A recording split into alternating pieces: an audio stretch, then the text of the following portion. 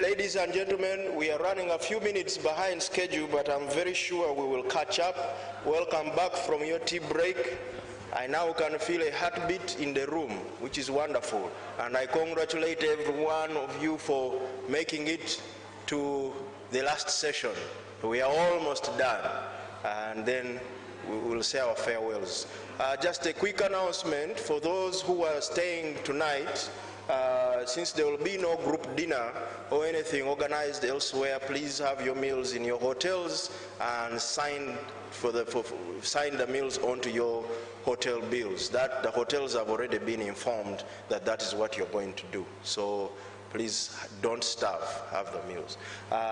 Since this is our last session, I would like to thank you for being a wonderful audience. You probably won't hear from me again after this, and next time we shall see you in Uganda. I now hand over to Professor Kileo. Thank you very much.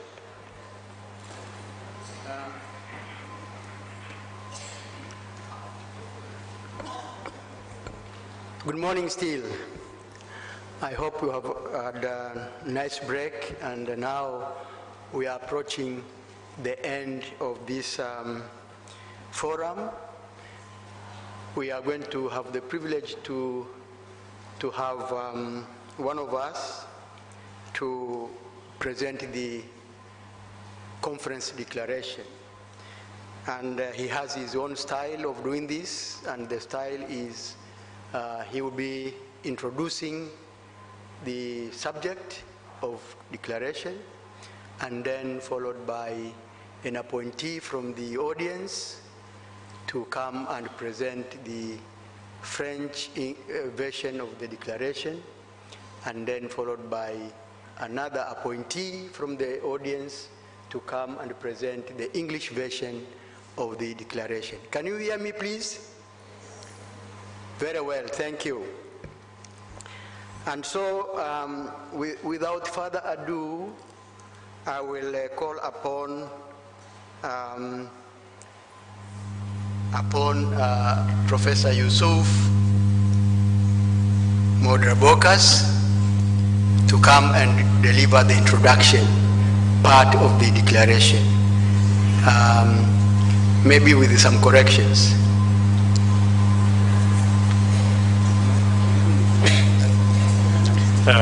Thank you, Chair. Somebody in the last session mentioned that we can have a very good forum or workshop or seminar, but if there is no follow-up, it doesn't serve much. And there is no doubt that we have had an excellent forum for women for development and sustainable development. And what we want now is a follow-up and to implement whatever recommendations have been made. So thank you very much for that comment. We have had the General Rapporteur's report, which was very brief but very well presented. And now, but at times, you know, the policymakers, the government officials, they do not have time to go through all the report, the detailed report. That's why it's usual to have a declaration. Declaration is very brief, as I have been told that politicians don't have time to read more than one page. So we have a one-page declaration. This is a women's forum, and I would like it to be delivered, the English version, by Professor Isabella Kwachi from Ghana. She is a member of the Ghana Academy of Arts and Sciences, and also a professor of immunology, if I understand rightly, in Ghana. So, Professor Kwachi, the floor is yours.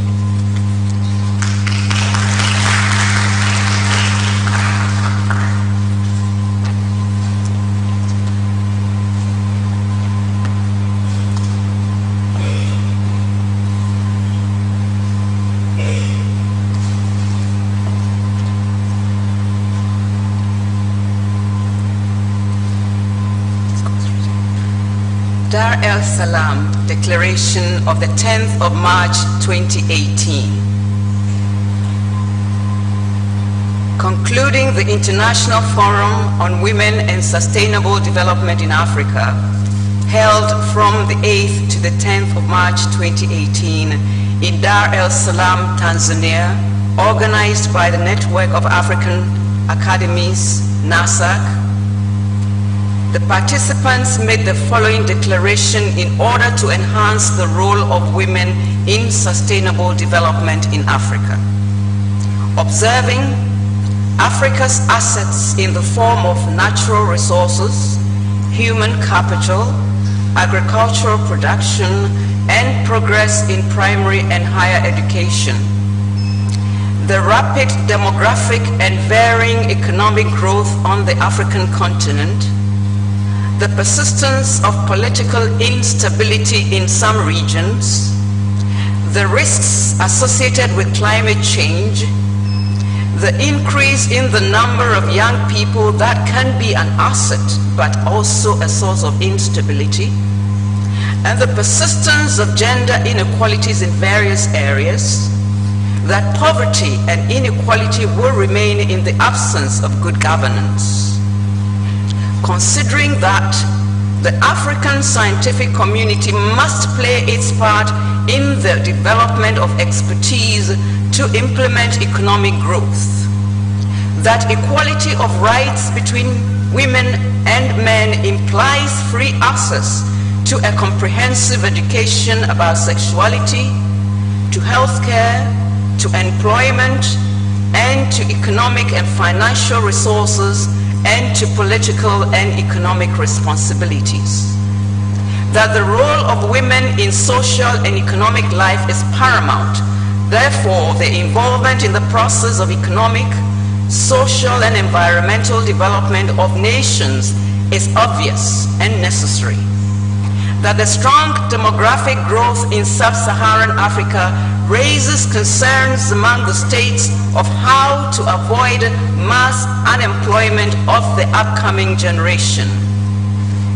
That despite numerous initiatives, violence and discrimination against women persist. Call on policymakers and international institutions to provide better access to water and energy resources to alleviate the burden on women. Improve the training and employability of young people. Foster the efforts of education for all, especially girls, in pre-primary, primary, secondary, technical schools, universities, and research centers, as well as vocational training and lifelong learning. Improve the training of teachers at all levels. Include sex education and reproductive health in all secondary school curricula and in public information programs. Develop access to quality services of family planning. Put in place, especially in rural areas, innovative credit systems to ensure financial empowerment of women. Take all necessary measures to strengthen the local initiatives already in existence and implement all the measures to allow women to participate in the economic, social, and environmental development, improve their legal status, and encourage their participation in democratic, egalitarian, and inclusive policies, and put in place mechanisms for establishing and supporting good governance.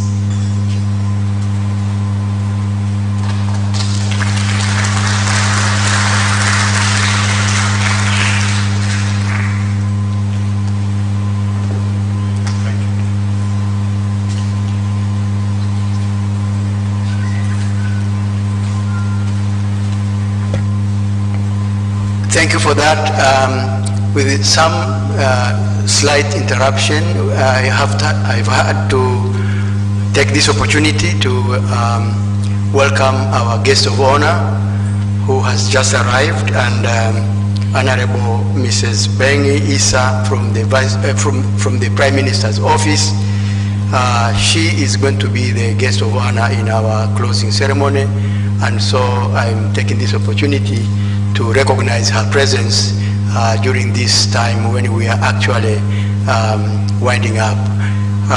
Honorable Mrs. Bengi, these are the participants of the conference on women and sustainable development.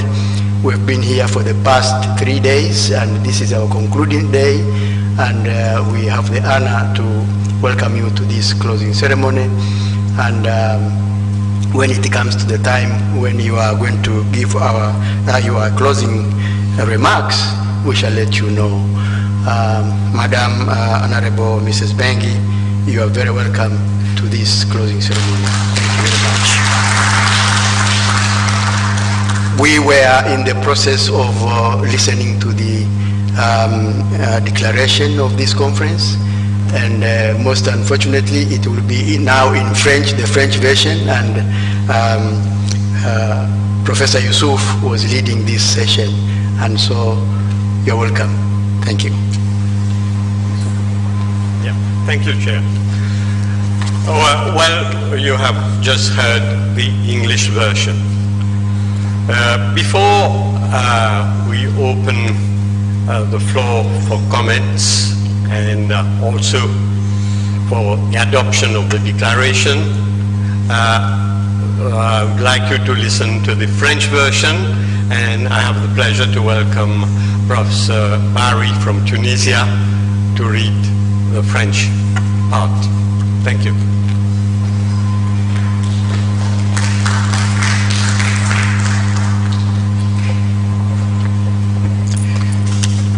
Déclaration de Dar es Salaam, 10 mars 2018.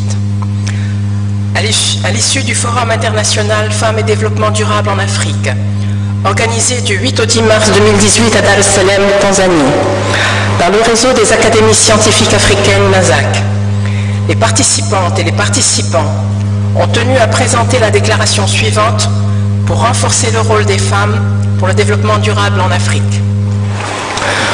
Constatant les atouts dont dispose l'Afrique en termes de ressources naturelles, de capital humain, de production agricole et de progrès dans la formation scolaire et universitaire, la forte croissance démographique et les croissances économiques variables du continent africain, la persistance de foyers d'instabilité politique dans certaines régions, les risques liés au changement climatique, l'augmentation du nombre de jeunes qui peuvent être un atout, mais aussi une source d'instabilité, la persistance d'inégalités de genre dans différentes zones, que la pauvreté et les inégalités vont se maintenir en l'absence de bonne gouvernance.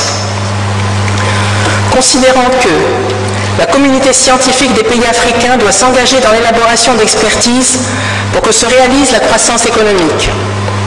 L'égalité des droits entre les hommes et les femmes implique un libre accès à l'éducation complète, à la sexualité, aux soins médicaux, à l'emploi et aux ressources économiques et financières, et aux responsabilités politiques et économiques. Le rôle des femmes dans la vie sociale et économique étant primordial. Leur implication dans le processus de développement économique, social et environnemental des nations est une évidence et une nécessité. La forte croissance démographique en Afrique subsaharienne exige une réflexion des États pour éviter un chômage de masse des générations montantes. Malgré de nombreuses initiatives, la violence et la discrimination envers les femmes persistent. Appelle les responsables politiques et les institutions internationales à améliorer l'accès à l'eau et aux ressources énergétiques pour soulager la charge qui pèse sur les femmes, à améliorer la formation et l'employabilité des jeunes, à généraliser les efforts de scolarisation pour tous, en particulier pour les filles, au pré-primaire, au primaire, au secondaire, dans les écoles techniques, dans les formations universitaires et les centres de recherche, de même que l'apprentissage et la formation permanente tout au long de la vie. À inscrire l'éducation sexuelle et la santé de la reproduction dans tous les programmes scolaires, au secondaire et d'information populaire. À développer l'accès à des services de qualité en planification familiale. De mettre en place, particulièrement dans les zones rurales, des systèmes de crédit innovants pour garantir l'autonomisation financière des femmes.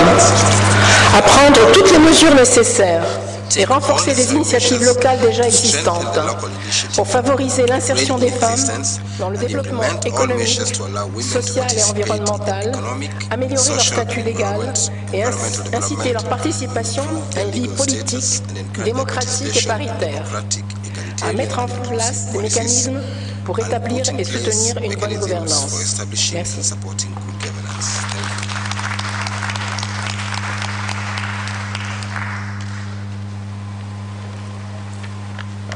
Thank you, Professor Barry.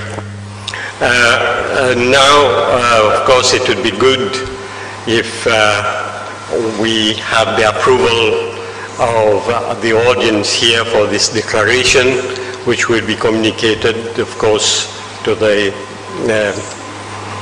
concerned parties in various countries. Unless you have very strong views about something to be deleted or something to be added, I would like you to give your approval by show of hands. Unless you have very sort of strong views about some of the issues raised here. If not, could we have the approval by show of hands? I'm here waiting to make a question. Mr. President, sir, I have a point to make. Yeah. Over here. Mr. President, you're not looking at my side. Sorry? I have a comment to make before approval. I'm here. Okay, yes. Thank you. Mr. President, I want to thank the committee for the great work that they have done. But I need to stress that for the sake of our continent, the issue of good governance should be, I'm particularly happy that the representative of the Prime Minister is here, because the greatest problem that Africa has is the issue of good governance. And in 1998, 13th October to be precise, the great leader of this country, Julius Nyerere, talked about good governance. This is 20 years now that we have been talking about it. Time for us to do something about good governance. Honorable Representative of the Prime Minister, please pass this message to the Prime Minister and tell him to go and talk to his colleagues at EU. We need good governance in Africa. And I'm sure the way I'm looking at you, you will pass that message. Thank you very much, madam. Yeah, I'd like to stress that the last sentence in the call on policymakers and international institutions reads as follows: put in place mechanisms for establishing and supporting good governance. Of course, we could have added, but this being a declaration, it has got to be very short, but I think this conveys the message. Any other comments before we proceed? Yes. I thank you for the work you've done. I would like to say that we should have reproductive rights rather than just reproductive health and family planning, because it opens the way for imposing things from governments. And the point is we are empowering women, so obviously it has to be, our talk is about rights mostly. Yeah. I think the idea of family planning also is in the 6th bullet, develop access to quality services of family planning. Of course, we cannot sort of elaborate because it would become too long. But I mean, the essence of these issues are included in the declaration. Yeah. Thank you, Mr. Chair. In the points to be observed, I do not see anything related to the quality of education. I think it was brought up more than once that we lack the right sort of education curriculum, or the education that is right based on the capability of the child. I think this is an observation that we should be putting on. And the other point is that even in the points that we consider and call on policymakers, we only concentrated on include sex education and reproductive health in all primary school curricula. And in public information program, we did not concentrate on the other issues that are also relevant. We only limited ourselves to this part of sex education and reproductive health. But this is not the only points that we made. We meant everything, including the eagerness to research, how to improve your mental capabilities. That was all included. I thank you, Mr. Chair. Yeah, I agree with you that there are many issues which have not been included. But since we are restricted by the length, we had to make a choice. We had to make some sort of priority to be included. However, what I would suggest is that I'm sure many of you will put the stress on some issues which may not be in the declaration. What I suggest is that we adopt the declaration with the proviso that some of the views will be communicated to the Nasac Secretariat and after consultation would be included in the declaration. Professor Jacqueline. I just want to put one word of caution. Having been a UN negotiator for many years, the phrase family planning is not accepted by many millions of people in the Catholic Church. So you need to use a different phrase, such as reproductive rights, or you must avoid that, because I have unfortunately seen many declarations come undone.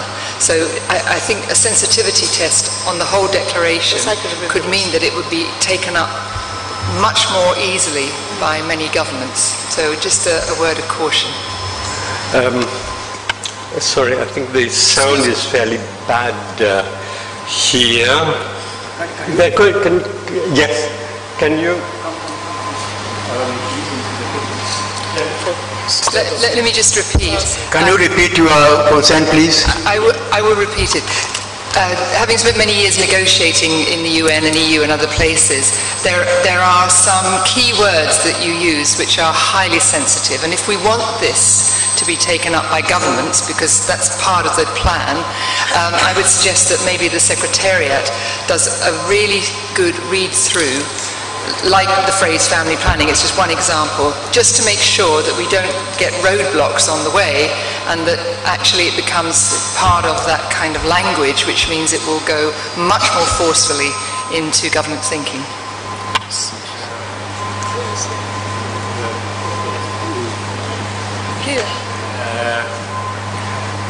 Okay, so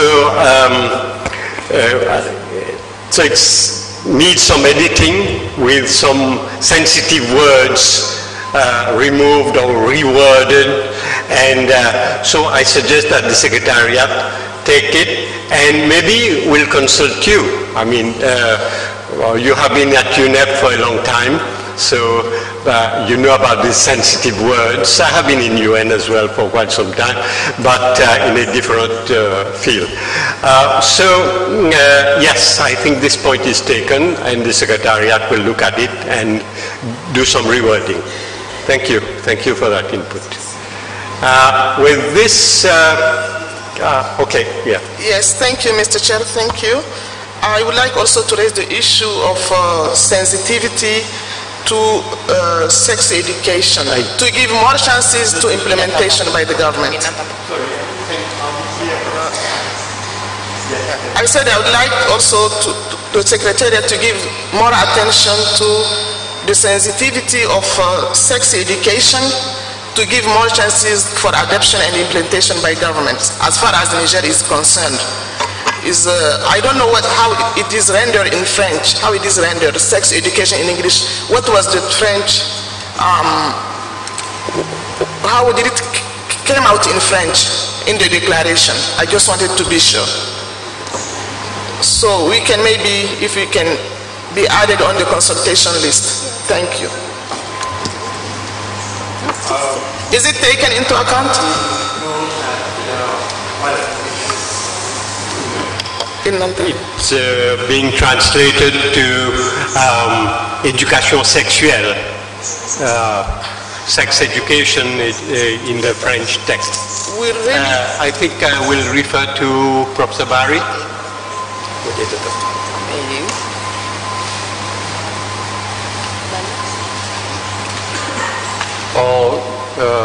Professeur Ghislain,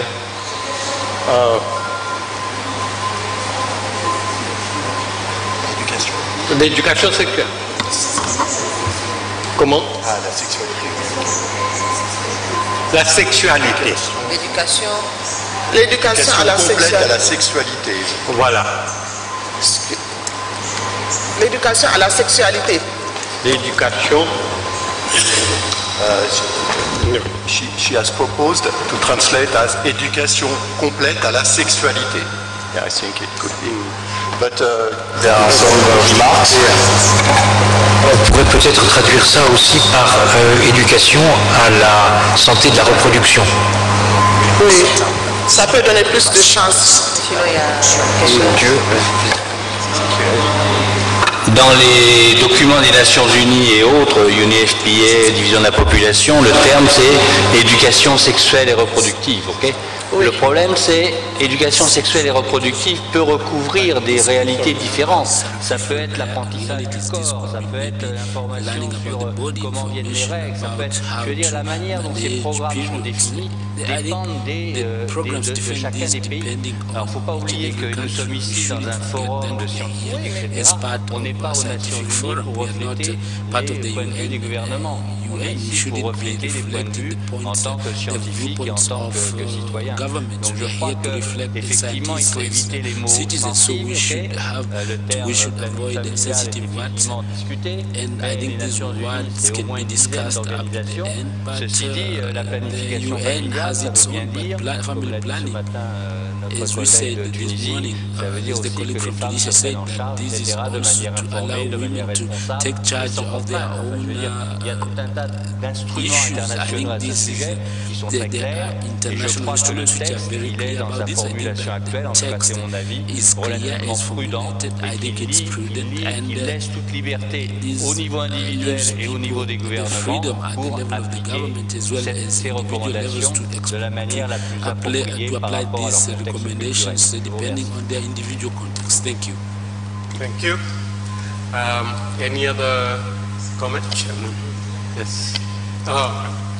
Yes, thank you very much. On the same point on sex education and reproductive health, in secondary schools, by secondary school time, it is too late. It has to start in primary. Sex education and reproductive health education. It should be age-appropriate education at all levels. Especially, it has to start before secondary. Some are getting pregnant before reaching secondary school, so it has to be at least in primary. Thank you. From primary going. Thank you. Yeah, thank you. I think this point was raised and discussed, and there was a consensus in the drafting group to state secondary, but you can say at an appropriate age. Age appropriate, because at an appropriate yes, age appropriate, and the teacher education also. The teachers should have education in gender and reproductive health as well. Those are topics they find very difficult to deal with. So if we say improve education of teachers, we have to be specific. What do we want? Okay, age related. Yes. Rather than secondary. Thank you. Thank you. So 2 points. Thank you. Okay. Please. Thank you. I would like to propose that the 2 words family planning are replaced by the 2 words reproductive rights. Is that acceptable, Professor? Reproductive rights. Okay, is somebody taking notes, Jackie? Okay, reproductive rights to replace family planning. Thank you. Yes. Family planning is one of the reproductive rights, but it's an important thing. I would like to make a suggestion in that respect. Include gender, sex education and reproductive age in appropriate age in the school's curricula in public and in public information program. I think this will cover the things, but reproductive right is large but doesn't focus on the right to access services, which is the purpose of this recommendation. Can you make a brief note on the wording and yeah. Here, Chairman. Yes. Anybody else? Yeah, at the back there. Since in the implementation of the declaration, we even need also the business community. We need to have one of the provisions saying put in place mechanism to link education, training, and research with industry and labor market. Because that is missing, and that is very key for training and education and research.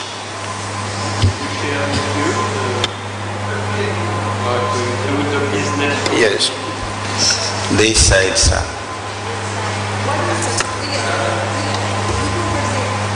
Maybe, because you can't see this side.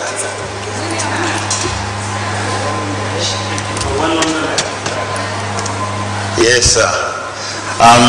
Thank you. And thank you for helping me getting to this.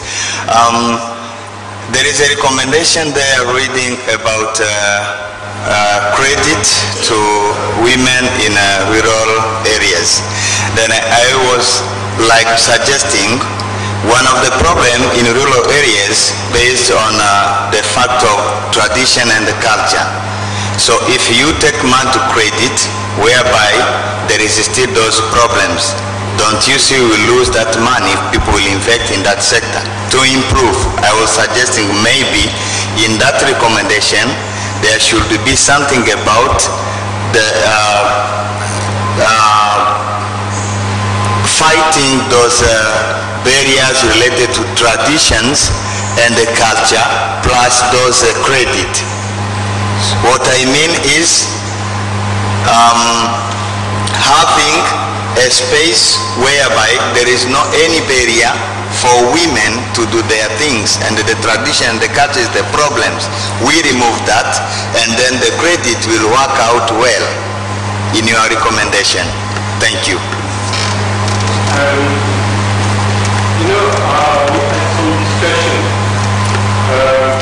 We had a lot of discussion because the whole idea is the empowerment of women.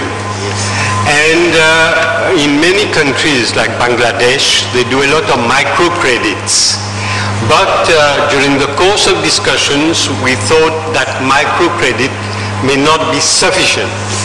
And the term, instead of microcredit, they wanted credit, because maybe to go one step further.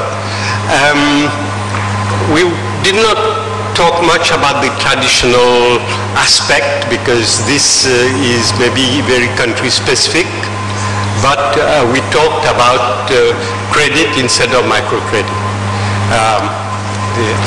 I don't know whether you would... Thank you, sir. Okay, thank you. Any other comment? Yes. Yeah, just one quick comment about the sex education issue. When you talk about sex education, people's mind goes straight to the real act of it. But looking at sexuality education, sexuality right from infancy, we are all sexual. Sexuality education is all encompassing. And I believe if we use the word sexuality education, it goes a long way. Even if you take it to secondary school, if a 2-year-old enter the room and see the mom naked, or see the father naked and say, oh, Robbie, what is this? Do we say stick or something? And tomorrow he goes ahead and then cut his penis. You said it's stick. And those are realities that we need to really, so I believe that if we change that to sexuality education, it's more encompassing than, and we can take it right, to the lower level. Even people who are 80 years old and not the other, they are also sexual. Thank you. There's somebody who chaired the session on reproductive health, Dr. Kosi here. Do you agree that sexuality education is better than sex education? Or because in most literature you look at sex education rather than sexuality education? Just comment and then we come back to it. Yes, Dr. Kosi, can you? Actually, because of this change in name, whether it's sexuality or whether it's sex education, the name was changed to Family Life HIV/AIDS Education in Africa. That's the name, the new name they have for it. Family Life HIV/AIDS Education. Yeah, but so this is broader, isn't it? Sex education or sexuality? Yeah, it's because of this issue of sexuality or sex education that brought the change in name. Yeah, the idea is to use sex education or sexuality education. I think thank you, sir. I'll stick with sex education. It's a generic word that's been well used. It's very neutral, and it can be taken in the context you want it. And in French, we have l'additional sexualité et reproduction, c'est lié ensemble. So that the French one is a better connotation maybe, but the English one is good, sex education. Okay. Okay, any other comment? Yes, the lady from, yeah, okay. Just one last point, please. I think one of the things that we also forgot into the observation and the declaration is that the importance of improving the quality of our local action by aligning it to international initiatives like the SDGs. And we should make the connection clear, because then it will improve the quality of our local work without jeopardizing our own local culture, work, understanding, and improvement and innovative way. But it is very important that we align it with international standards. I thank you, sir. Thank you. Thank you very much for these comments. In fact, this is implied without using the words, without referring to SDGs. For example, we said that in one place, provide better access to water and energy resources. And as I pointed out, I mean, these problems, which are also enshrined in the SDGs, affect women more than men. Fetching wood for fire, fetching water, and so on. But if you want to be more specific and referring to the SDGs, we can have a look at that and try to incorporate in the document. Thank you. Any other comments? Since there have been many comments, what I suggest is that you send the comments to the Secretariat and we make some modifications, we circulate it to the participants in this forum, and we get finally a version which is acceptable and which is approved by all. I think this would be the best approach, because there are a lot of new inputs, which could be very useful in the final document. Okay, I think the chair is looking at me now. Maybe we move on with the modifications.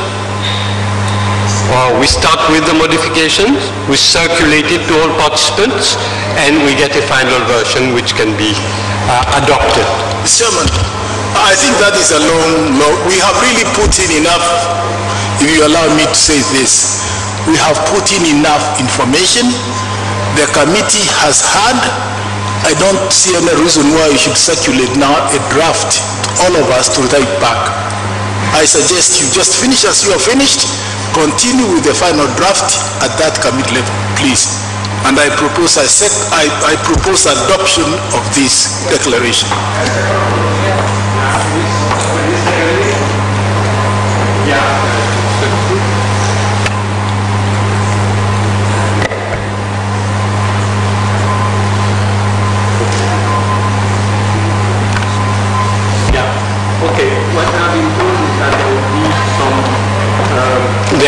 be some modifications taking into account the comments made, but this declaration with some modifications will be circulated later, and we would have it adopted today. That will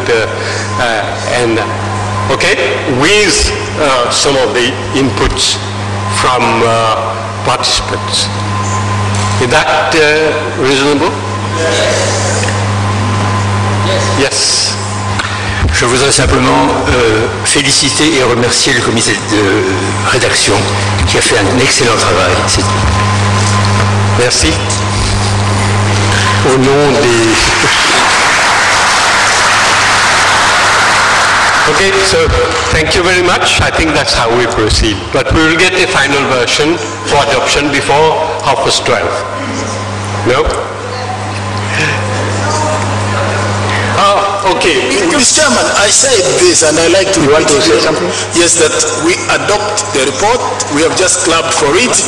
Go ahead, publish the final one. I want to do it now. Okay, we adopt it. Yes. Yeah.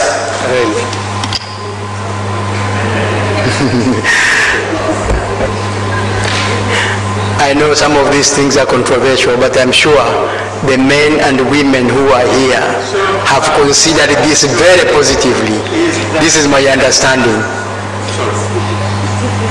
This is my understanding, that the men and women who are here today have considered the declaration very positively. They have ensured that the declaration is sound, comprehensive, and is a guide to the future, the guide to our next steps. With that, I just want to have an idea of how many of you accept this declaration by a show of hands. Wonderful, you are terrific. Let me tell you that this is a very successful declaration we have made today. Regardless of the points that people have put forward, I'm sure those who have made contributions to this declaration will continue to do so until it is well refined. Now, let me just request those who made the points, let them do it in writing again, because some of the recorders may have misconstrued some of the statements. Make your recommendations again, make your statements again, and put them forward for consideration into the refinement process. So with that, let me thank Yusuf for the hard work, and let us clap for his contribution. Yusuf, thank you very much. Let me say that you have done a wonderful job, and let me, as a chairman, say you are dismissed. Thank you. Thank you very much for your contribution. So, ladies and gentlemen, do you need any energizers? No, you are energetic enough. Let us go to the next process, which is closing ceremony, and for that we have to change our behavior in the sense that we have a guest of honor in front of us, and our guest of honor, Honorable Ms. Bengi Issa from the Prime Minister's office, she's here with us, and also let me recognize the presence of the Ambassador of France, Mr. Frederick Clavier.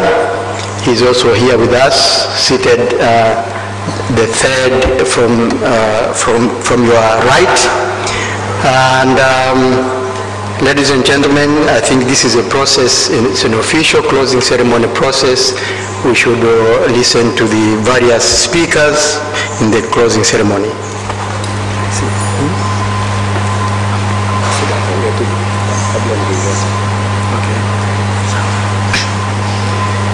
That was point of information, and it's well taken. I don't think I am here to allow questions because this is a closing ceremony and I've been given the honors to lead the closing ceremony. Guest of honor is here, and we will. It's about the closing ceremony. It's about the closing ceremony. No, it is just an information.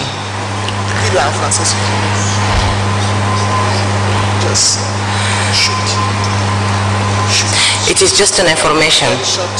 Very short. Je vais le dire en français pour aller vite. Bonjour mesdames et messieurs. Donc avec ma collègue ici, moi je représente la présidence de la République du Niger et ma collègue la primature. Et du coup nous avons juste deux points importants. C'est par rapport au suivi. On voulait savoir en fait comment allait se faire le suivi pour que nous puissions organiser et nous engager pour les prochaines fois à reporter les réunions de suivi dans 3 mois à peu près au Niger si possible. Donc on ne sait pas s'il y a un monitoring ou des outils de monitoring. Si quelqu'un peut nous renseigner, s'il vous plaît, merci.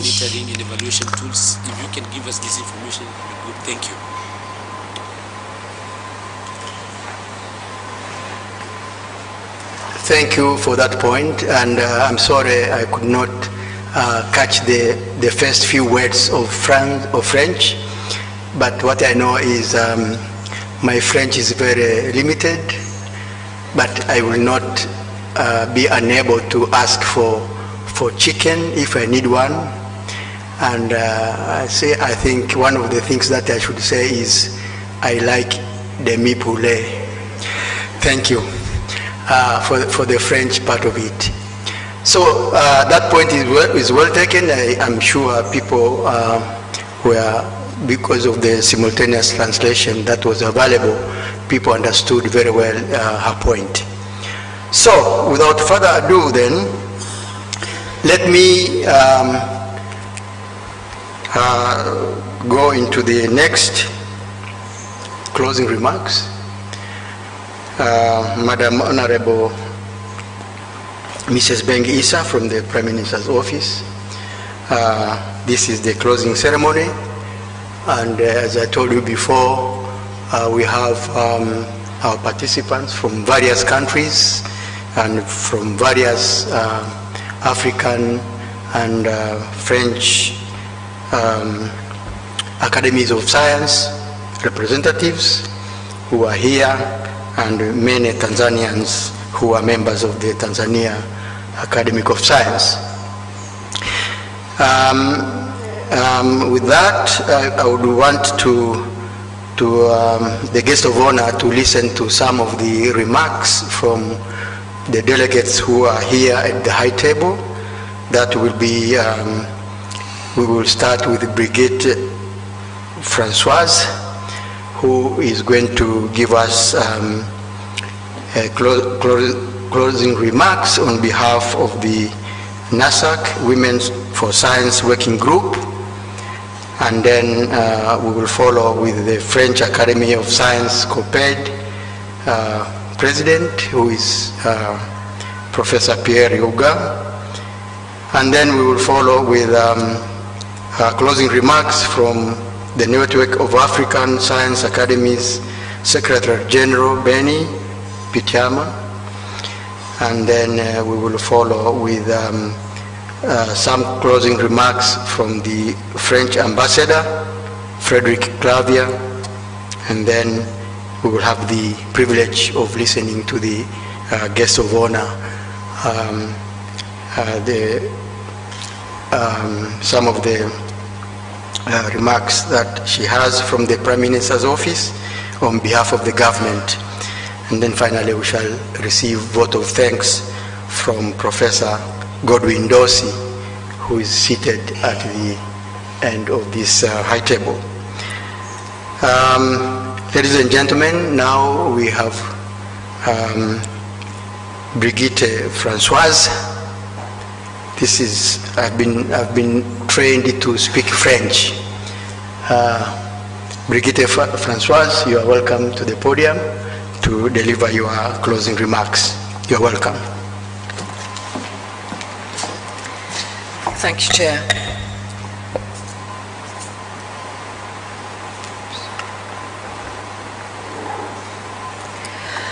Honorable Mrs. Bengue Issa, Honorable Frédéric Clavier, Ambassadeur de France en Tanzanie, on behalf of Professor Rose Leke, the Chair of the Nasac Women for Science Working Group, in the name of my colleagues from the working group who are participating in the International Forum, and in my own name, it is my pleasure to share with you the lessons learned from the past 3 days.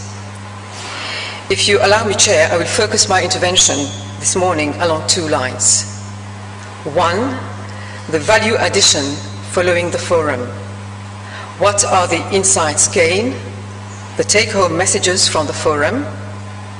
What is the value addition to the purpose of the Nasac Women for Science Working Group? 2, the call for action. More importantly, following the forum, at the level of Nasac Women for Science Working Group, how will we develop the key messages, insights into potential actions? How will we, through concrete actions, contribute to accelerating sustainable development in Africa through the empowerment of women? 1, value addition following the forum. What are the insights, take-home messages gained from the forum? Our insights, in fact, have been informed by the participation of you all.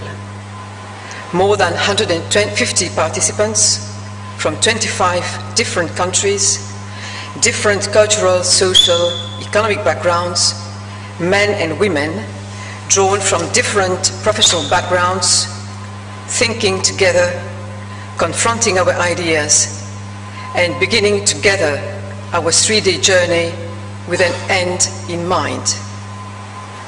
What was the end that we had in mind?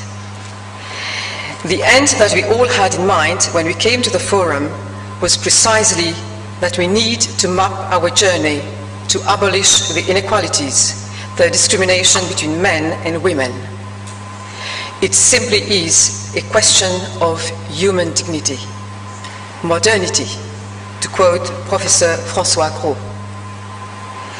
How can we map our journey to empower women and girls, as this will have a multiplier effect on health, education, and help drive economic growth and development across Africa?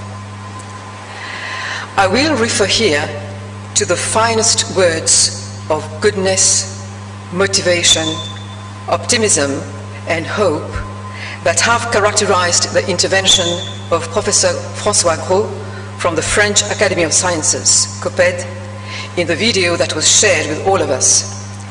A message prompting for action at our level to stop gender inequalities. Professor François Gros had this to say about our role as academies of science. He said, as scientists, we are an asset for Africa. We are the foundation supporting the sustainable development of Africa. He also stated that we are called to play a part in the development of today and tomorrow by addressing urgent questions and challenges facing the 21st century. And these challenges, as rightly pointed out by the Vice Chair of Nasac, Professor Yusuf Bodebakas, are aligned with the implementation of the Sustainable Development Goals, namely SDG 5, and all forms of discrimination against women and girls, that will more so impact on SDG 1, ending poverty in all its forms everywhere. We retain the following 3 key messages. Key message 1, the fundamental role played by quality teaching. This has been at the center of most of our discussion for the past 3 days. For us at the Women for Science Working Group, that will be about quality teaching of science at schools, pre-primary, primary, secondary, and at the university. by spurring the review development of the curriculum that sparks the interest in science, that arises the students' curiosity, passion, interest from a young age. Quality education that develops the competencies of the young girls, in particular the ability to know, to do, and to be. A good example is the pedagogical approach used by La Main à la Pâte, developed and implemented by the Nobel Prize winner, Professor Georges Charpak in 1995, promoting the investigative-based science education. We need the pedagogical approach that will support the teaching of science, emergence of scientists that will drive technological innovations with impact on economic development of Africa. A corollary to quality teaching is the essential enhancement of the training of teachers, academics, and this is so essential to support quality teaching and learning. Key message 2, our engagement in cross-sectoral projects. There is a need to bring together stakeholders to integrate the gender lens to projects that will empower women, projects that aim at reducing inequalities between men and women and have an impact on sustainable development in Africa. I would like here to stress and recognize the role played by foundations and funding agencies in promoting equity around the world, when they support innovative programs that empower women and enhance sustainable development. The key message 3, promoting the use of research evidence in policy making that will impact on women development. There is a need to promote the systematic use of research evidence in policy making that will support the elimination of inequalities between men and women. Here we would like particularly to stress the research generation and use of sex, age, disaggregated statistics in policy making. This will facilitate policy development and implementation through the use of the best scientific evidence available, and these data, unfortunately, are frequently missing with the planners, policymakers, and the policy implementers. The second part of my intervention, I will be short here, is about how do we therefore take concrete actions to move to empower women. Action 1, mentoring and role models. The Nasac Women for Science Working Group will continue to support initiatives that aim at building gender capacity through mentoring of early career scientists and promoting role models. Initiatives like the one championed by our chair, Professor Leke, can be replicated to other countries, namely the initiative Hire Women, Still We Rise, which is a mentor protégé program implemented in Cameroon, which aims at advancing the career of women in higher education and in research for health, whereby women holding prominent positions in academia, research, support, and sustain the sustainable professional growth of women scientists dedicated to improving African communities through practice, service, and research. The results to date from this program are impressive and promising for women and the economic development in Africa. For Hire Women have secured funding to present their research findings at international conferences for their projects. For Hire Women have been promoted to higher academic levels. This initiative is supported by the IDRC, the TDR, and the Université de Yaoundé 1. Action 2, enactment of research-led and research-informed policies to promote women in science in Africa, as I mentioned before. So important to integrate, therefore, the gender in agriculture, nutrition, health projects that have a major impact on women and sustainable development in Africa. Finally, Action 3, building women in science leadership skills. The Nasac group aims at developing a set of guidelines to guide the academies working on initiatives to increase the leadership roles within academies. Not only to make a difference as a member, but also to participate at the executive decision-making level, in a position where women can influence initiatives taken with greater impact on sustainable development.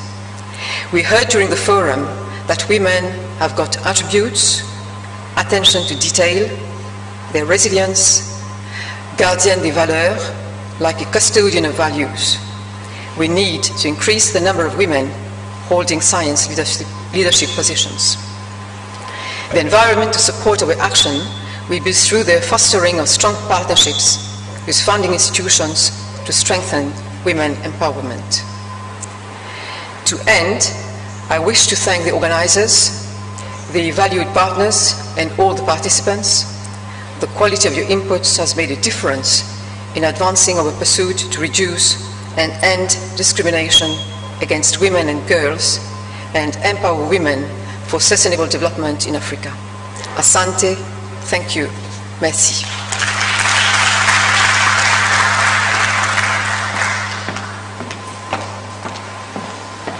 Thank you, Françoise, for your closing remarks. Let's give her another round of applause.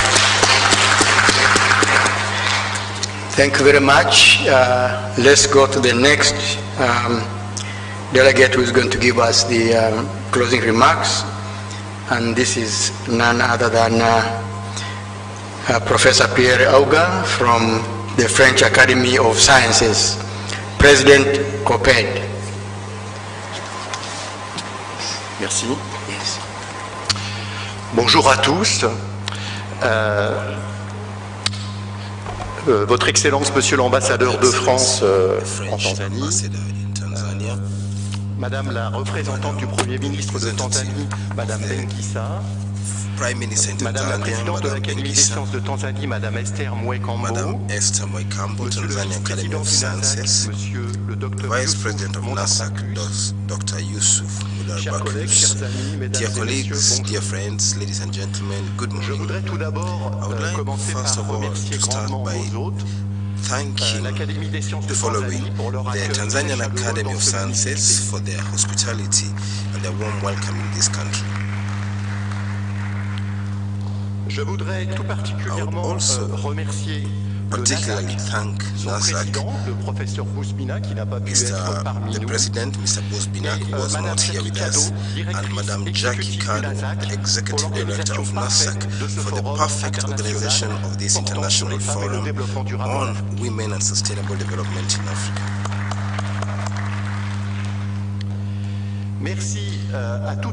Thank you to all of you who are present in Dar es Salaam, who were involved either directly or indirectly in the organization of this event, that was very professional and perfect. I would equally like to thank my colleagues, Henry Derido, members of the Academy of Sciences, and members of COPED, for their efforts and commitment to allow for the organization of this international forum. And without you, this would not have been achieved. Thank you. Thank you. Thank you to the corporate secretariat, the committee of the developing countries, colleagues from the Academy of Sciences in France, Anastasia, Jean-Luc, for all your efforts and all the work that you did. I would also like to take advantage of this opportunity to tell you, to give you certain information on the activities of COPED and French Science Academy. The French Science Academy is actively involved in several collaborations with the developing countries. The Special Committee, the Committee for Developing Countries, COPED, this acronym was created in 1992 by Professor François. You had the opportunity to listen to the message of Professor during the opening of this international conference. COPED was created within the international relationships of the science academies to promote partnership with African countries. And like you've seen, it is now 25 years that COPED exists, and this collaboration has continued to be implemented. Professor François Go was the first chair from 1992, and he has now become the honorary president of COPED, and I have the honor of being part of, to be his co-chair. The Committee of Developing Countries has a number of missions, of which I'll mention some, to come up with a permanent group on reflection and action on the scientific issues for developing countries, establish and maintain links to national and international research organizations in development, notably IRD and other institutions like AFD, which, as you know, are part of the sponsors of this event, the event in Dar es Salaam, but also the National Center for Scientific Research in France, and of course science academies in developing countries in Africa, and of course the network of African science academies, Nasac. One of the missions of COPED is to promote science, and you saw the presentation of Pierre Lénard on this subject, and COPED really has invested in this mission. One of the missions which is very important for us today is for COPED to organize, invite, and have missions for developing countries. Some of the themes that we have during the COPED forums are on nutrition, water management, prevention of infectious diseases, climate change and biodiversity, sustainable development, and I can get now to the role of women in sustainable development in Africa. I would like to say a few words on what COPED is currently doing and certain actions that will take place soon, just to give you a general panorama of the activities of COPED. A few words on mathematics. Mathematics is a discipline that has always been important for COPED, and I'd like to pay homage to Jean-Pierre Romad, who disappeared last year, who died, who was a member of our academy and who played a very important role in mathematics in COPED. You remember the conference that we called MADEV, relating to mathematics and development. We were looking at applied mathematics in development. This was a joint operation with the Science Academy in Morocco, a meeting which took place in Rabat in Morocco. I think some of you know about it. And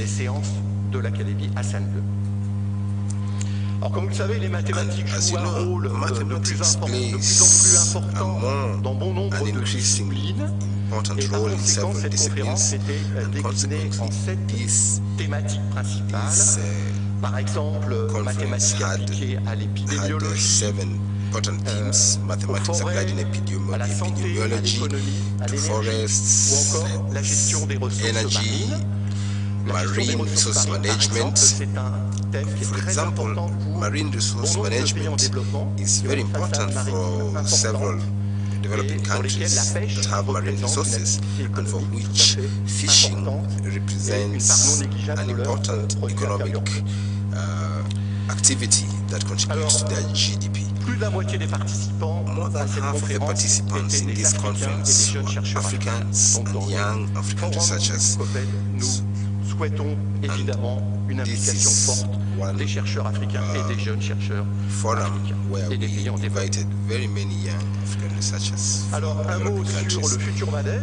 Another word on the future of MADEV, because the meeting in Morocco was a big success, and we decided that we'd have a new MADEV meeting that will take place in 2019 in Senegal, and I would like to l'Académie nationale des sciences et techniques sénégales, que j'ai eu le plaisir de rencontrer.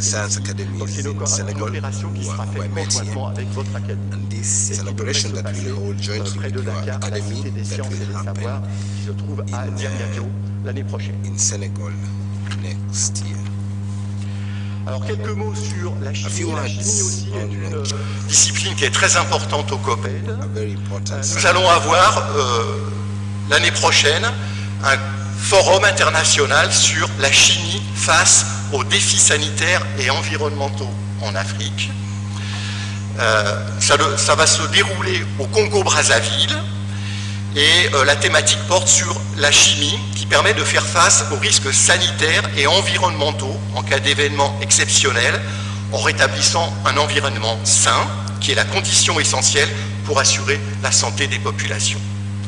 La lutte contre les parasites et les insectes, souvent vecteurs de maladies, l'utilisation de nouveaux produits et matériaux dans la vie courante et l'alimentation, la mise en œuvre de nouvelles technologies pour produire les biens de consommation sont autant de thèmes qui seront abordés au cours de cette conférence.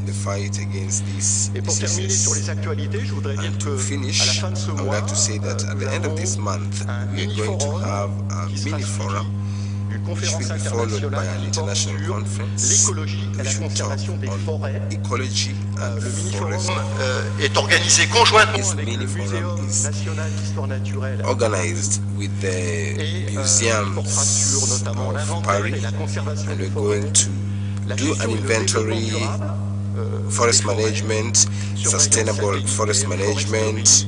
We look at forestry, education, and ecotourism as part of the themes that will be discussed. So I'll stop there when it comes to the presentation of the activities.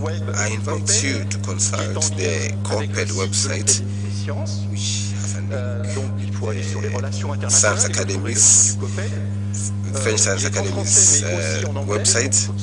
It is available in French as well as in English, and in it you'll find a lot of information, particularly on the history of COPED, its origins, the events that have been organized by COPED, and you will equally find information on the events, on the future events in the framework of COPED. To conclude, I would like to go back on the Forum on Women and Sustainable Development in Africa, whose objective was to provide a platform for scientists to dialogue with and provide evidence-informed advice to policymakers on the importance of women's participation and inclusion in national frameworks that tackle the realization of sustainable development goals. And this forum has come up with a declaration that has just been presented, and I believe this declaration is very important on the role of women and sustainable development in Africa. And I am convinced that this Dar es Salaam declaration will be a crucial step to encourage and promote the role of women in sustainable development in Africa. I'm sure that this initiative will have its follow-up, it will have its calendar. Maybe there will be another meeting that could take place and will help us do an inventory on what we have done, look at support from the international community, and maybe new activities that can help us better implement the recommendations of the Dar es Salaam Declaration. On my part, and to conclude, I would like to say that COPED and the French Science Academy will continue to be active on this level to promote this important initiative and will continue supporting future events. Thank you once again to all the organizers, all the presenters.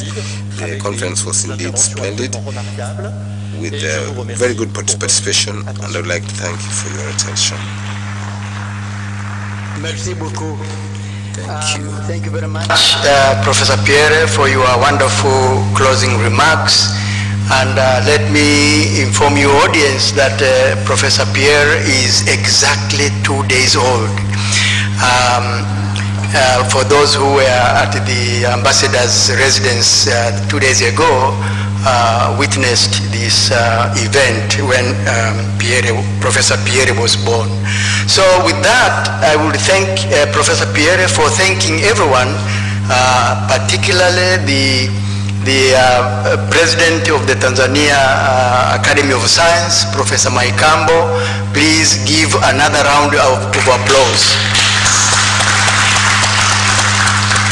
So let me once more invite Professor Bane Pityana, Secretary General of the Network of African Science Academies, to give us his closing remarks. Professor Pityana, please. Thank you. Chairperson, moderator, colleagues and friends, thank you very much for giving me the opportunity at this time to share with you my final remarks at the end of this amazing international forum. I speak, of course, on behalf of the Network of African Academies of Science, and I speak on behalf of my colleagues in the board of Nasac, especially the president of Nasac, who unfortunately couldn't be with us, Professor Mustafa Buzmina. And in this conference we've been led by Professor Yusuf Motobakas, who has ably charted the way forward and assisting us and getting all of us into shape. And I speak on his behalf and of all my colleagues as well. I acknowledge on behalf of Nasac all our partners in this venture, especially the Tanzanian Academy of Science, and in that regard I mention especially Professor Esther Mwakambo, the President of the Tanzanian Academy of Science. I mention my partners, especially the Académie des Sciences of France, and the IAP, Inter-Academic Partnership, the Bill and Melinda Gates Foundation, the IFD and the IRD, and Sanofi Espoir. And just now I also want to acknowledge my colleagues in the panel who are giving final remarks at this time. A special word of appreciation for being in our midst is the Honorable Mrs. Bengi Issa, for coming to spend the morning with us at the end of this. Allow me also to say, Chair, it's been a wonderful 3 days we spent in this amazing conference center. When you have another event of this nature, please invite me, because I do want to come back to be in this place. And the only thing that I appreciate about this, besides, and I'm sorry that I didn't learn enough Kiswahili, but because all the signposting are helpfully and wonderfully in English and Chinese, or some Chinese language, I've learned something of Chinese by spending 3 days here. I know when to go out, when to come in, when to go down, when to go up. And so all this Chinese script is helpfully put alongside English. So I find that actually I've learned more Chinese than I've learned Kiswahili during my time at this place. The title of this conference, of this forum, is International Forum on Women and Sustainable Development in Africa. Throughout the 3 days, I've been rather tempted to emphasize a different aspect of that. And for me, the conference, the forum was about women in science and sustainable development in Africa. Or put it differently, women in science for sustainable development in Africa. And I often wished we had emphasized the idea of women autonomy in the making and development and development of knowledge. As we are, all of us, knowledge participants and knowledge actors in conversation with people who are activists and the policy makers. I have a view that we could actually have emphasized the women in science for sustainable development. That I think is the gravamen of our being here today. I recognize that even though that may be so, this conference was deliberately not an academic conference. Something in me as an academic was also rather keen and wondering whether at an academic conference we couldn't, because we emphasize this, have had an opportunity to present a research activity of women scientists in the subjects that have been identified, which could probably much more legitimately be considered to have been evidence-based, if you like, science-based. And some of that would have contributed enormously to our work. We began, I think, our deliberations with some work that was done on the demographic dividend in Africa. And clearly that was an important consideration as we were thinking meaningfully about what the factors that were necessary for sustainable development in Africa. Now I want to emphasize, as I've already said, that the idea and the nature of our presence as men and women of science, knowledge discourse, knowledge development, that one of the elements of that, I would have thought, is about the ability and the commitment to provide balanced, critical, evidence-based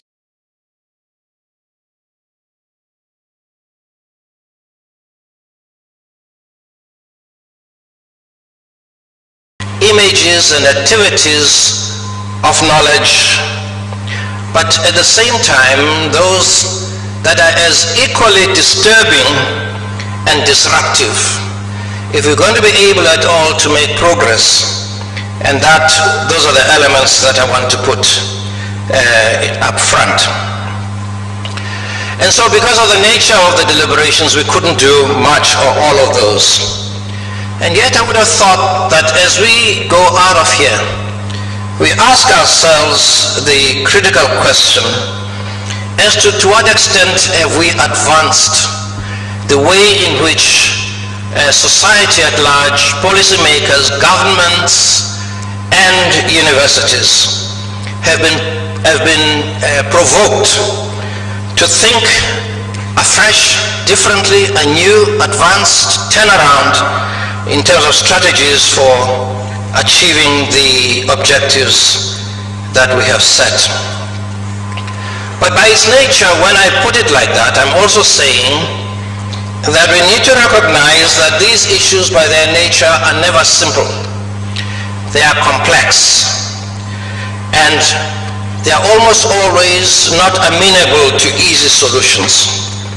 And in many respects, that is the role of scientists, to be able to really point out courageously the difficulties that arise out of solutions themselves, and sometimes these solutions are very difficult to find.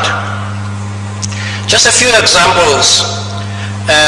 We talked to some degree about the African family.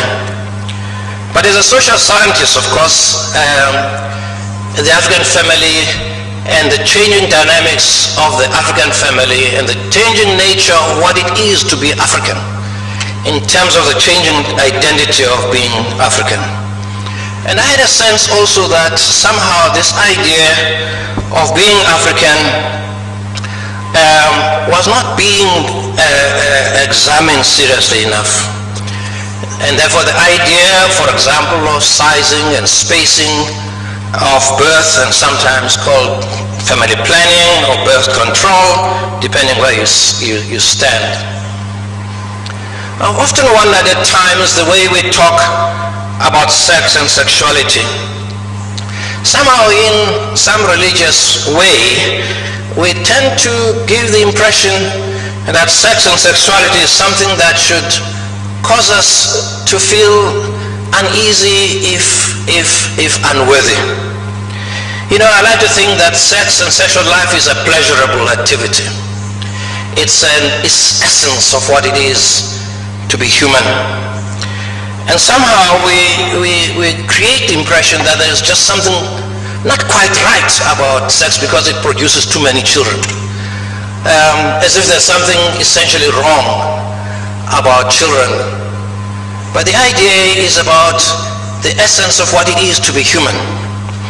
And to emphasize the wholeness of humanity, for me, is much more important.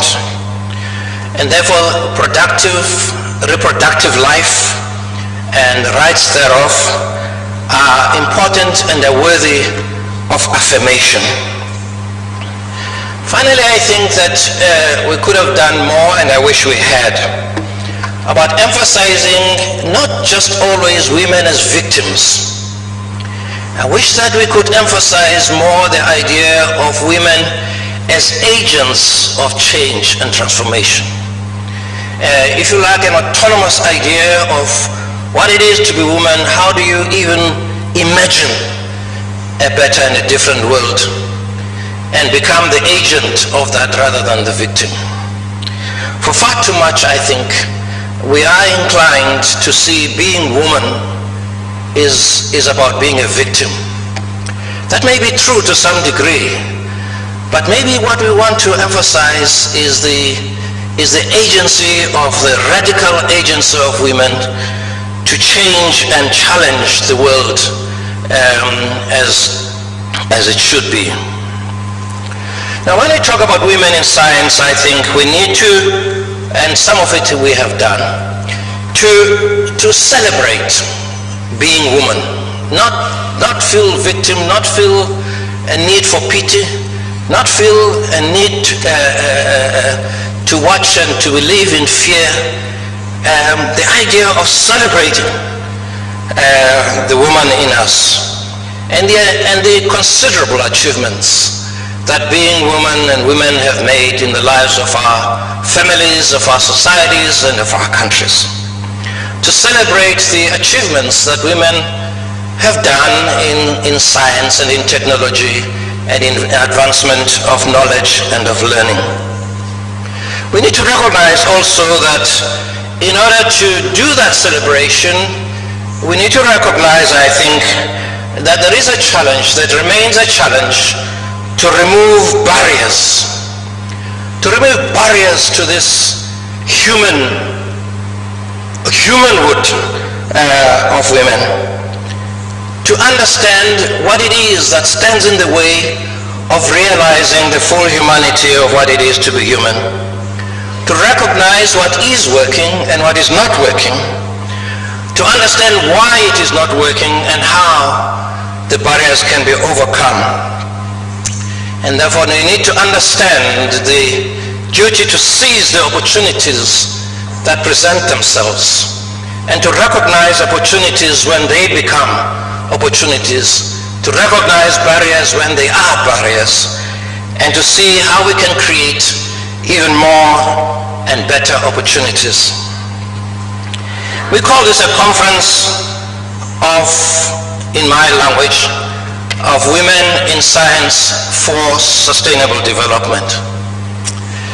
The idea about it is that it's about Africa, by Africans. I think it's important that we recognize that we ourselves as Africans, we are agents for our own transformation and our own development. That we're not a people who are without the capacity to actually create the kind of Africa that is appropriate for us. And that this conference should be Africa-centered, focused. We want to hear the voice of Africa. We want to hear the voice that is legitimate and indigenous by Africans about Africa. And therefore we don't want to hear that voice being drowned out when we meet as Africans.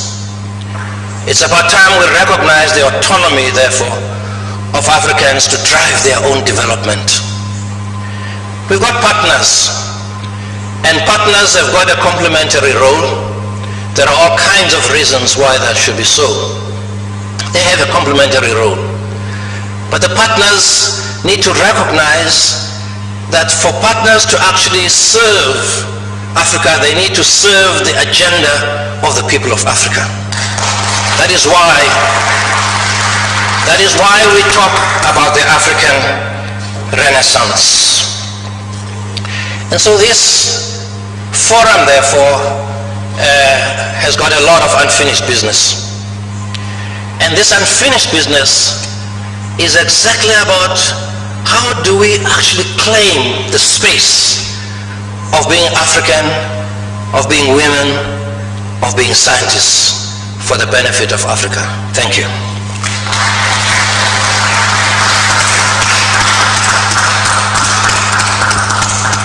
Thank you very much, Pitiama, for the eloquent closing remarks.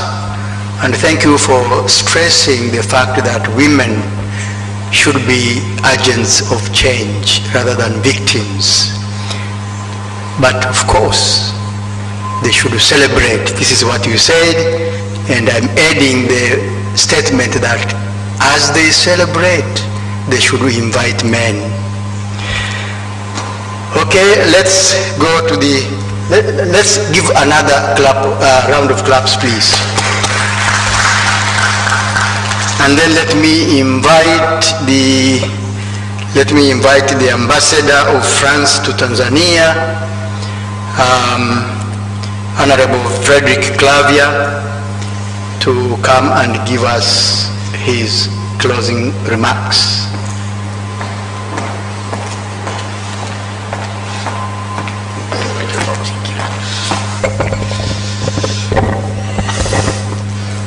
Madame la Présidente de l'Académie des sciences de Tanzanie, cher professeur Esther, Monsieur le vice-président du Nasac,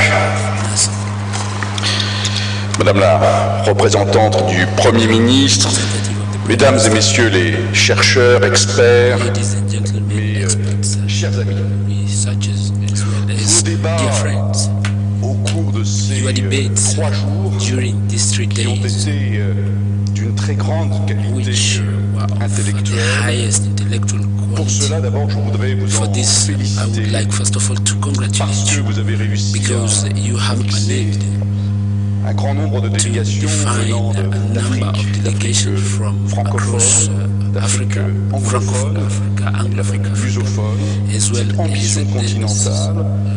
La France le salue, et vous l'avez travaillé en étroite coopération et liaison avec vos amis français de l'Académie des sciences de France ainsi que de l'Institut de la recherche et du développement. Donc d'abord un message de très grande there is a huge message to say that we are proud of the eminent work that you need to do during these 3 days. I think that you have gone into a new step, which is a reflection on the role of women in sustainable development, because it is a challenge that is fundamental and political in nature. It is an issue of equality, it is an issue of equity, but also an economic issue, which is related to efficiency. The woman should be recognized in her role, in her eminent role in the process of making economic decisions in each and every country. And in this manner, I think that your work and the declaration of Dar es Salaam that you have just produced is of good, high intellectual and technical quality. And I think that there are 4 points that comes out. The first of all, it is the decisive role of education at all levels for young girls, even though in a number of our countries there is the reduction of women between primary school and university school, and so there is an immense role for policy, the issue of accessing water and energy for women in order to improve their economic productivity. The issue of access to credit, not only microcredit, but credit is going to allow them to justify and to attain their full potential. And finally, there is the promotion of reproductive rights, the issue of demographic dividend, which are some very sensitive issues politically, but I think that you talked about it here and this was taken into consideration. And here, I think the Dar es Salaam Declaration has teased out these issues, and this is maybe a step in order for political authorities to understand it in each and every country here. In this sense, and on behalf of France, we are going to take this declaration, this Dar es Salaam Declaration, as it is. We are going to choose 2 or 3 points among what I've just cited, and we are going to see if this can be our working points, points that we can emphasize and we can try to work on together with our African partners in order to implement them. This is a desire that I have, and I would like to tell you about this because I think that we have to seize this historic occasion that you have implemented in order for public policy to support the decisions or maybe the guidance that has been given by the experts. It's up to policy makers to decide, and we are going to come up with guidance in the domain of public policy. For this, we need a partnership. I mean, with the African Renaissance, but beyond it, this is a work of partnership which should benefit from the confidence of research networks, the capacity to mobilize university networks between Africa on its own. It is true between the south and north of the continent, west and east of the continent, Anglophones and Francophones. We should continue maintaining our linkages. This is the sense of history, and at the same time, we should increasingly try to see, because the challenges are common, the challenges of democracy, stability, development, migration. Europe, and especially France, which is within Europe, and we should be try to, I think we should try to build. It does exist, but we should maybe accelerate the development of the networks between our research centers and the major African universities. It is on this point that I'd like to stop my intervention, but I would like to first of all congratulate you for the quality of your interventions. Viva Progress, Viva Tanzania, and Viva Progress, as well as the friendship between France and Africa. Thank you very much, ladies and gentlemen. Thank you very much, Ambassador, for your closing remarks. And let's give him another applause. Thank you very much. And now we are going to listen to the words of wisdom from the guest of honor. But before we do that, before I invite her, I'm going to request the President of the Tanzania Academy of Science, Professor Esther Mwaikambo, to come forward and invite the guest of honor to give her closing remarks.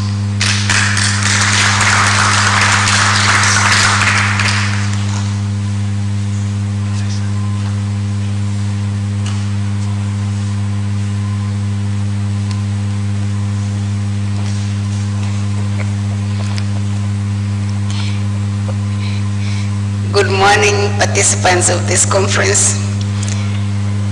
I think you must all be very tired this morning, but we are almost there.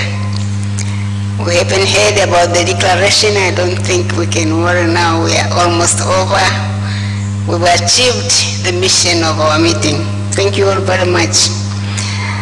I have a very small task here this morning to present to you our guest, honorable guest, who is going to close our meeting this morning.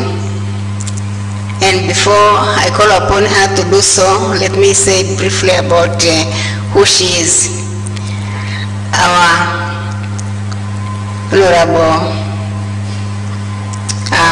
guest of honor this morning is Mrs. Mengi Issa. She comes from the Prime Minister's office. She's in the Executive Secretary of the National Economic Empowerment Council from the Prime Minister's office.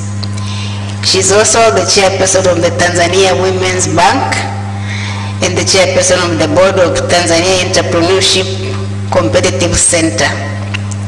So I think briefly that's about our guest of honor. It's now my unique pleasure to invite her to come and close our meeting. Karibu sana.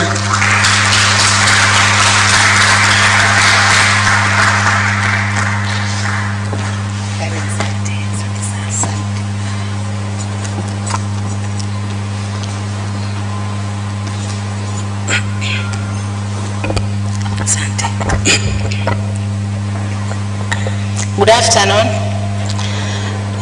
I'm here today and I'm very humbled to be given this opportunity to close this international conference, which is very important. From what I've heard on the presentations as we were closing, it was a very important conference, and it was supposed to be closed by the Permanent Secretary, Prime Minister's Office, Professor Faustin Kamuzora. Unfortunately, he couldn't be here because of another important meeting in Dodoma. So I'll just do the needful. As I've been introduced, my name is Bengi Issa. I work for National Economic Empowerment Council, and so we do empowerment, economic empowerment for Tanzanians is our daily duty. And the women is part of the group that we focus on our daily activities. We also have specific projects for women, special access to finance and skills building to help them to be empowered economically. We have, recently we have introduced something we call women economic empowerment forums. These forums are scattered all over from the regional level to the ward level. And in this year, we are going up to the village level. Important of these forums is for women who are doing various economic activities. They can meet government officials and ask questions and being trained on various issues related to what they are doing. So it's a way of sort of a dialogue to involve themselves with the various authorities. So that was just introductory remarks about myself. I'm going to read the speech from Professor Kamuzora, which he really liked to be in this meeting, and unfortunately he couldn't do it.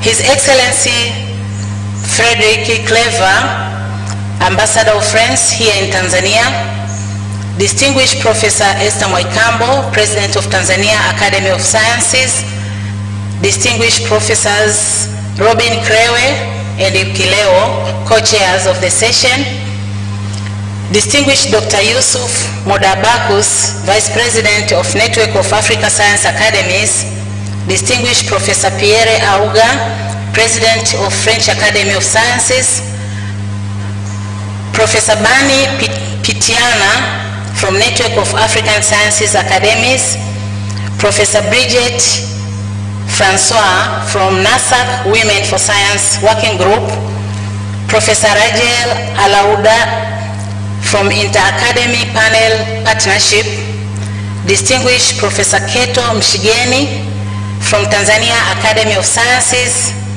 Distinguished Presidents and Secretaries General of Science Academy in Africa who are here today, Excellencies, distinguished invited dignitaries, distinguished scientists and guests, members of media and press, ladies and gentlemen, good afternoon. Let me take this opportunity to extend to you once again a very warm welcome to Tanzania, the land of Kilimanjaro, as you have heard, Ngorongoro Crater and Zanzibar. I believe some of you have or are preparing yourself to visit some of these places to see for yourselves our rich tourist destinations. I'm aware that you have met for over 2 days and have discussed and covered several topics. The conference dealt with women and implication of development and demographic dividend questions for Africa. The role of research institutions, foundation, funding agencies and industries, education and advocacy was part of this conference. You also deliberated on examples of successful action, local and national roles of women in development, reproductive health and development, and mainstreaming gender in Africa policymaking to deliver Sustainable Development Goal Agenda of 2030. You have agreed on the synopsis of deliberation and conference declaration. I've heard it myself. I want to take this opportunity to congratulate this international forum participants and organizers, namely Network for Africa Science Academies, Tanzania Academy of Sciences, and French Academy of Sciences for your commitment and the dedication to make this conference a reality. Our thanks also should go to the funders of the meeting, who are Bill and Melinda Gates Foundation, the French Embassy in Tanzania, the French Development Agency, the French Institute for Development Research, the Sanofi Espoir Foundation, the Inter-Academy Partnership, and others such as Acacia, Tanzania Commission for Science and Technology, Tanzania Communication and Regulatory Authority. As well, some of you might have noticed while listening to local media, the reading local newspaper, some media companies have also provided airtime and print space to support this meeting. The international forum that we have had for the last 2 days focused on contribution by women to social and economic progress in African countries. It also served to highlight the challenges encountered by women in their pursuit to to care for the family, education, improve access to water, energy, health, food, combat negative effects of climate change, and sustain a growing young and unemployed population. The forum also enabled the science community to present to mark the World Women's Day, which is International Day. Now we are about to part. The question is that, what is the next and what will the impact of Africa, of this forum in the next few years? These are the two major policy documents that African countries are adopting to local situation.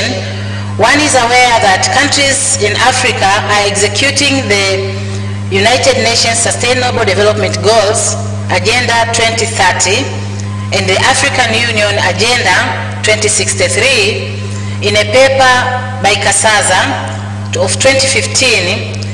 It mentioned that Sustainable Development Goals and the African Union Agenda of 2063, they conducted a comparative analysis, and it was pointed out that social development, inclusive economic prosperity, peaceful societies and institutions, and the sustainable environment are the issues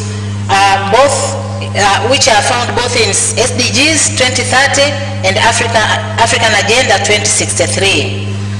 Sustainable consumption, production and management of ecosystems are in African Agenda of 2063 only. Tanzania has ratified the SDGs 2030 and the Africa Agenda of 2063. And Tanzania has started to integrate the SDGs agenda into national plans, policies, programs, practices, and other projects. As per KIDA 2017, a paper which named Implementing the 2030 Agenda in Tanzania towards Participatory, Inclusive, and Knowledge-Driven Agenda, the paper identified key needs for Tanzania to effectively implement the SDGs by 2030. These were effective participation of local government authorities. In Tanzania we have a decentralized system of administration whereby there is a central government and there is also a local government authorities. And local government authorities includes all districts and some of the local government itself. We have total of 185 local government authorities.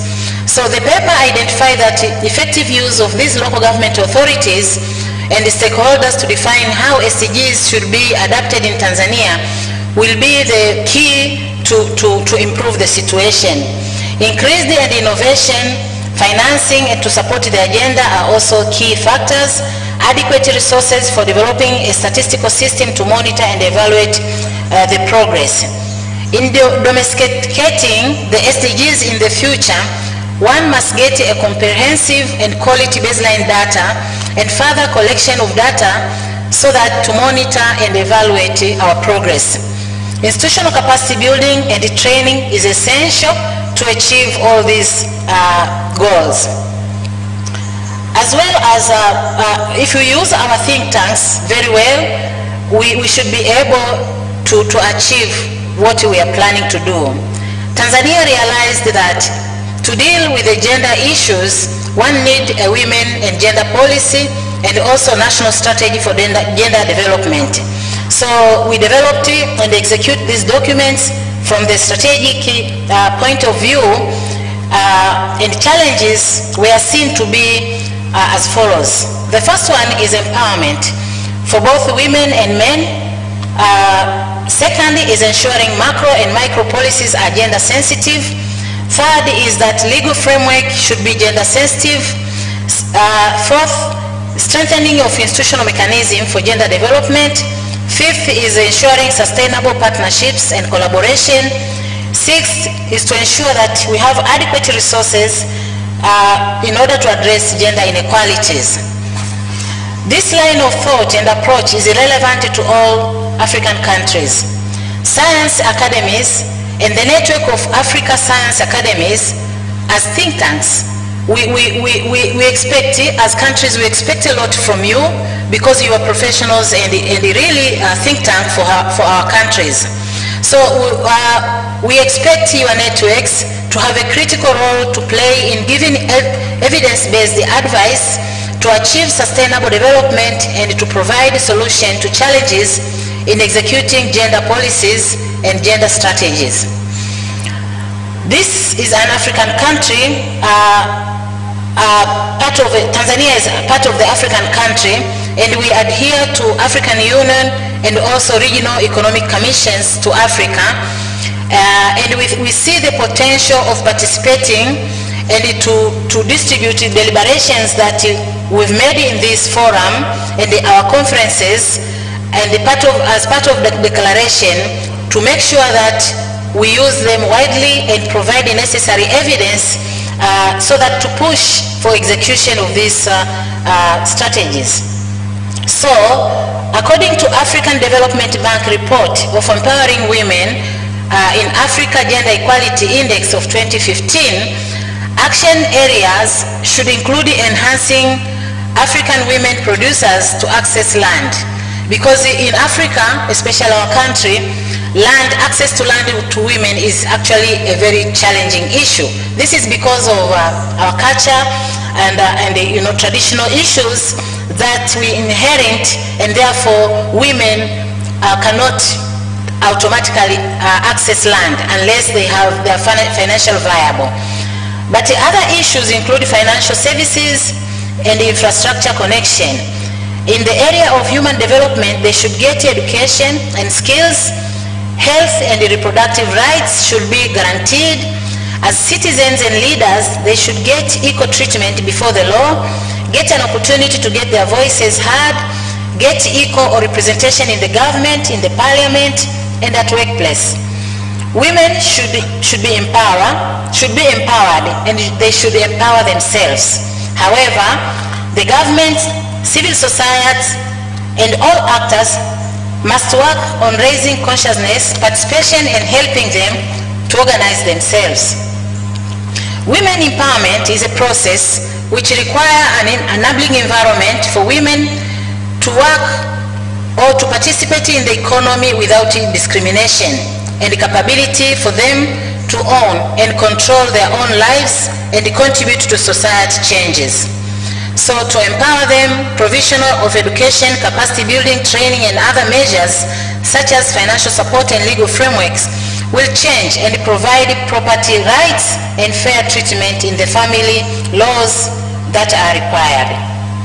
In order for us to reach our targets, we should consider the following factors. Education, as I've said before, gender entrepreneurship, which currently we have a big gap in gender entrepreneurship when you compare women and men, building women's capacity in various areas, and the last one is good governance. I've seen even in your deliberations, good governance came up very obviously. So let me now take this opportunity to finalize my speech by saying that I would like to wish you all the best, and I hope that you will take an opportunity of being in Tanzania to visit the places that I've mentioned before as tourist attraction. But I also would like to wish you safe journey back home. We are looking forward to see you back in Tanzania sometimes later. With these concluding remarks, I now have the honor and pleasure to declare that the International Forum on Women and Sustainable Development in Africa is officially closed.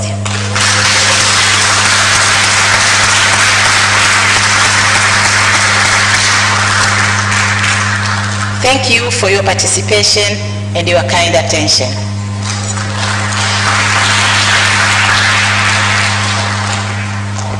Thank you very much. Let us give her a very special applause, which I'm going to teach you how to do it. Please don't do it randomly. Most Tanzanians will join me and do that, and it goes like this. Pasha, pasha, pasha, pasha, pasha, pasha, Toma! This is what we are going to give. Those foreigners, you can learn, because we are here to learn together. Please let us give her the kind of special applause that goes, Pasha, Pasha, Pasha, Pasha, Pasha, Pasha, Toma! Thank you very much. And now let us finalize this by requesting Professor Godwin Dorsey to give a vote of thanks to this process. Professor Godwin Dorsey, please come to the podium.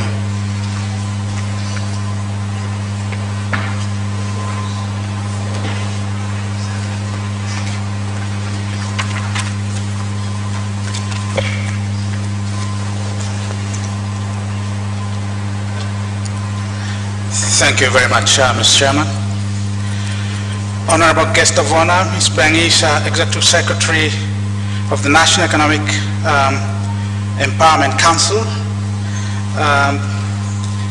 Mr. Frederick Clavier, Ambassador of France to Tanzania, all protocols observed.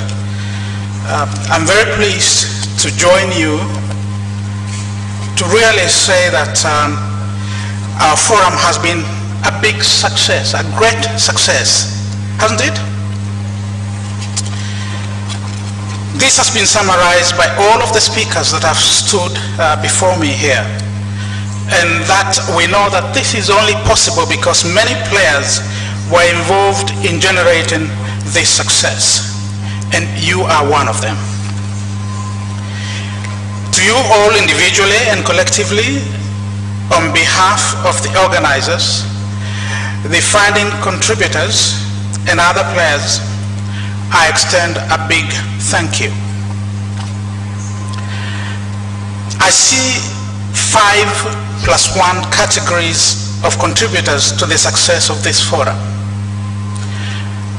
First of all, the forum organizers, the Network of African Science Academies, Nasac, the French Academy of Science, COPET, and the Tanzania Academy of Sciences, TAS.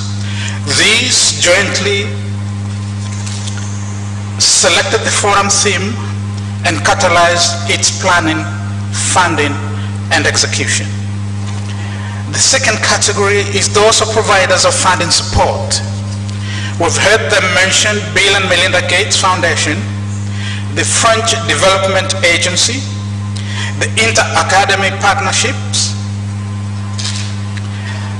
the French Academy of Sciences, the French Institute for Demographic Research, the Sanof Foundation of France, Acacia Mining in Tanzania, the Tanzania Communications Regulatory Authority, the Tanzania Commission for Science and Technology, and the French Embassy in Tanzania.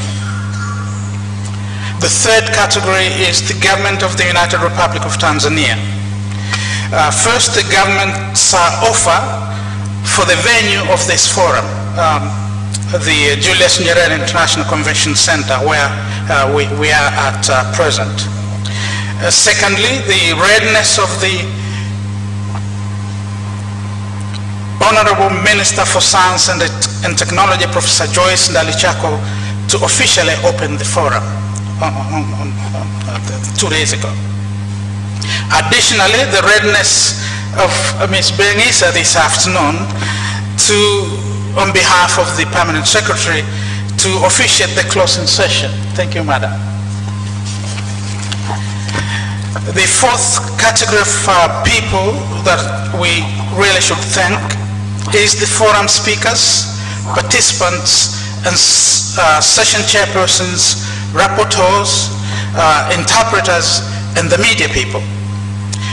These all displayed a commitment towards addressing the 17 SDGs, readiness to share ideas and experience on the forum theme with other contributors, readiness to establish new contacts and partnerships relevant to the implementation of SDGs in Africa, and a good understanding on the contribution that can be made by national and global academies of science. And this is towards supporting the implementation of the SDGs. You might know by now we had a little over 150 participants from at least 23 nations around the world. Most of those countries represented here are, of course, from Africa. We had people from Benin. We had people from Botswana. Thank you. Burkina Faso. Burundi. Cameroon. Egypt. Ethiopia. France. Ghana. Kenya. Mauritius. Mozambique, Niger, Rwanda, Senegal, South Africa, Sudan, Swaziland, host Tanzania, Uganda, the UK, and Zambia. And Nigeria, sorry. Nigeria, of course, Nigeria. The fifth category of contributors are the often unnoticed and unseen silent hands behind organizations of these kinds of events. And those are the people who facilitated the travel and visa entry arrangements. Those who ushered us or drove us to various points, and also silent, unseen hands in the offices of Nasac, the French Academy of Sciences, the Tanzania Academy of Sciences, IAP, and others. And those people assisted in the preparation of the forum documents, took care of our gastronomical needs, and shared what they gave towards the success of the forum. But sometimes we also forget the obvious things. Most developments start with an idea. And the idea about organizing this forum was conceived by someone. Now, whoever it was, that someone shared the idea with others. Let us give a vote of thanks to the colleagues who was the genesis of this idea.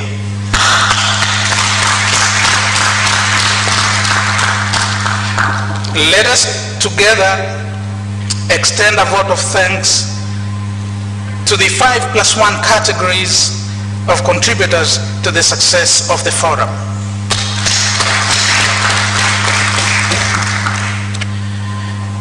And what we have generated in this forum through sharing of knowledge, new ideas and experience will breed new scientific ideas and innovations that will inspire scientists, women scientists, countries to take to the next step or level the initiatives to empower women to more fully contribute to the development of the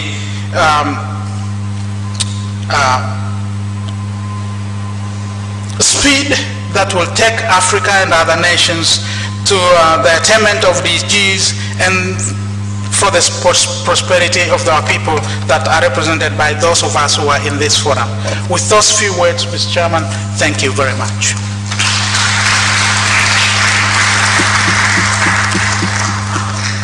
Thank you, Godwin, for the vote of thanks. Very comprehensive, and I do not want to say anything else for this conference, except to have been requested to provide you with in-house announcements, and those goes that there will be a press conference immediately after this in the VIP room, which is on your right. This is immediately after this, and all the invited guests from the high table are invited to that press. It will be a brief one before lunch. And then people will be going for lunch, and there will be a post-meeting after lunch about 2:30 or so. This is called post-conference meeting, which is going to take place inside one of the halls, inside the conference hall, which is this one. And Nasac, TAS, Tanzania Academy of Science, and FAS are invited to this post-conference meeting. Those who traveled and Tanzanians who traveled and require refunds for various expenses should see Isabella, program manager or program secretary, after lunch. And then finally everyone is invited to lunch immediately after here. And then for networking purposes, people still need to network and discuss issues. There will be tea at 4 p.m. in the very places that we have been providing tea and coffee. So please continue networking for those who need to do that. And you can sit in the places, okay, you can stand and enjoy your coffee while you discuss issues of networking. Otherwise, let me on my own behalf thank everyone. I hope I've been a good chairperson, and please, if you think I've been a good chairperson, clap for me. And bon voyage for everyone who is traveling today or tomorrow or after that. Thank you very much.